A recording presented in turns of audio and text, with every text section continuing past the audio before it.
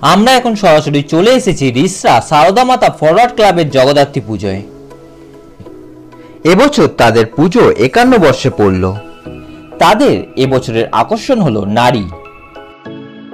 বর্তমান সময়ে দাঁড়িয়ে আমরা প্রতি মুহূর্তে দেখতে পাই নারীরা এই সমাজে বিভিন্নভাবে লাঞ্ছিত, নিপীড়িত ও অপমানিত হয়।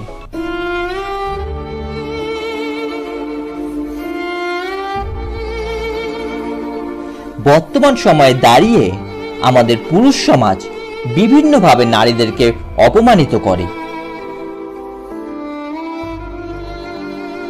কিছু মানুষের বিকৃত মস্তিষ্কের জন্যই বর্তমান সমাজে নারীরা এইভাবে পদে পদে অপমানিত হয়। বর্তমান সমাজের এই ঘটনাটাকেই তারা তাদের সাজসজ্জা ও থিমের মাধ্যমে সুন্দরভাবে ফুটিয়ে তুলেছেন।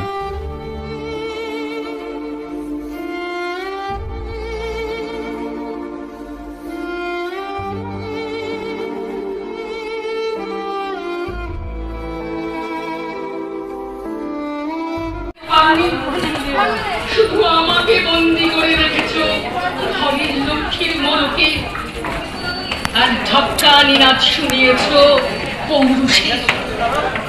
তাই আজও আমার জন্য উন্মুক্ত আকাশ নেই, আমি সোনার খাঁচায় থাকি।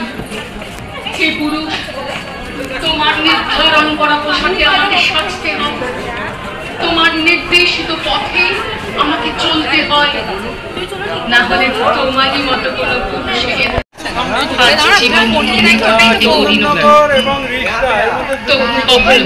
আমার নতুন জন্ম হয়েছে।